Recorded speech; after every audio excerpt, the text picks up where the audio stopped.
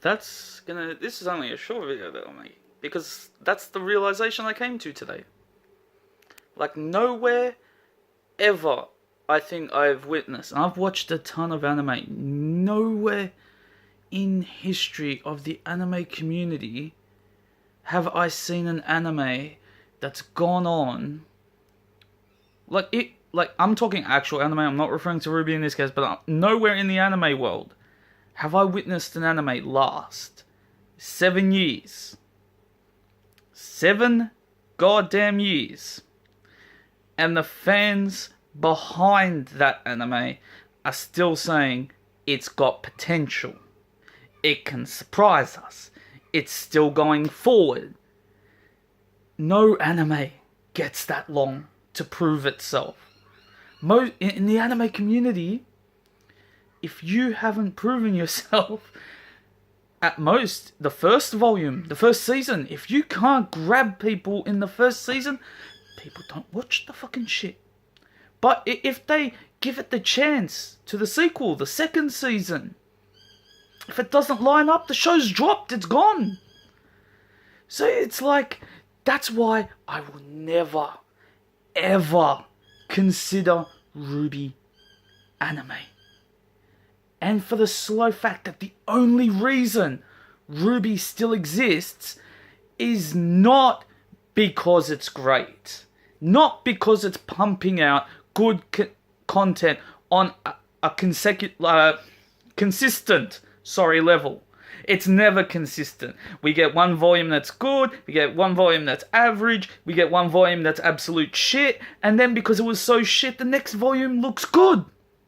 Because they've improved on what they fucked up on.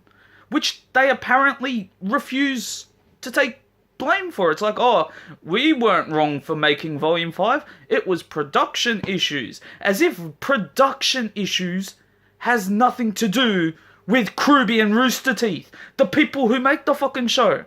That's like Rwby saying, we're not to blame, Rooster Teeth's to blame. Fuck you work for Rooster Teeth, you idiots. Like, what kind of fucking logic is that? And then the fandom's like, oh, if they weren't rushed. You work for Rooster Teeth. Honestly, if you're bitching that they're pushing you too fucking hard, and it's just, that's annoying. That's annoying. No other anime company in history has done this to its fans. And then the fandom buys into the bullshit and goes, yes, if they weren't rushed, it would have been so good. It's like they're in control of the show. If it was higher ups, and this is where you really have to get into Rooster Teeth politics. Is it Matt Hullum, friggin' CEO of Rooster Teeth? Oh no, we can't blame him. We can't, because his wife is voicing Raven. It would be a crime to blame him. It's like imagine taking the producer and lead writer, Miles and Kerry, and saying, it's either their fault or it's Matt Hullum's fault. Well, it's not Matt Hullum's fault, so, well, he's off the list. The president of Rooster Teeth recently ran his ass off. Why? Because the company's going to get sued by Vic's team for what they did to him, and with Funimation. So it's like, hey, best time for the president to run so Rooster Teeth doesn't have to be held accountable for firing Vic. Very smart. So that is my overall point. This is only a short video, but I'm like, no anime gets this type of lenient treatment. It's like, the one part of the anime community which does kind of get this treatment is always bitched upon anyway, and that's shonen. Shonen are the longest running anime. They're your fucking Dragon Ball, they're your One Piece, they're your Naruto, and guess what?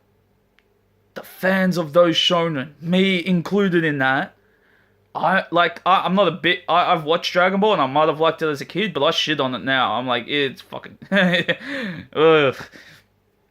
I haven't got fully into One Piece, I'm iffy on it. Naruto I'm a huge fan of, but I do shit on Naruto when they do something wrong. It's like, fuck, god damn, they've done some shit wrong, and I've hated it. But I'm like, the Rwby community, it evolves around Rooster Teeth, because Rooster Teeth's got nothing else going for it. It's like, Genlock hasn't taken off as well as it should have. It's like, it's average. But Genlock will continue, and it's Rooster Teeth in general. One, they're American. One, they're a small company. Two, they're a small company. And three, they appeal to the minorities. And the minorities, so desperate for representation, so desperate for their rights, their LGBT, their Black Lives Matter, all that shit. They're so desperate to get out there that they don't care if it's shit fucking quality, as long as they get representation. And that goes to say throughout the whole fucking show. I mean, like, it's funny that the Faunus are supposed to be a play on the blacks in America, or even the Indians in America. Anyone that's basically oppressed. That's where the idea stems from. And yet their whole arc of the Faunus is the worst written aspect of the fucking show. And what did the writers do? They had two choices. They could have written the show to include this oppressive nature, to have the terrorist aspect of this nature, to have the fighting back. They could have done all that, but that would have taken genius. That would have had to take writing talent. You would have had to be writing original characters based on this mindset. And then they're like, that's too hard. And we don't have enough time. And it's not our fault. So we're going to copy Disney. Beauty and the Beast. We're just going to copy that. And copying Beauty and the Beast for Blake Adam ended up destroying the whole Faunus aspect. The whole representation aspect. And yet and yet I see arsehole after arsehole in this fandom going, this show has potential. Bitch, 5 years in, gave you the worst volume of the entire series.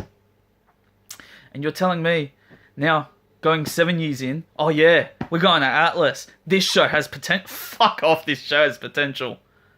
These arseholes should have been... Look, if Volume 7 isn't a fucking masterpiece, you just gotta grow up and realize that the Rwby, they don't have the talent to actually make something good. They have the talent to sit at an amateur level, and they're happy to stay at that level. They don't want to aim high. And that's my fucking point. Nowhere in the anime community do you see this shit. You fail, the show gets dropped. Sometimes it's good, and the show gets dropped. Only with Rooster Teeth can amateur shit be potential 7 years later. And that's when you know you're not going anywhere. You're just settling for low expectations.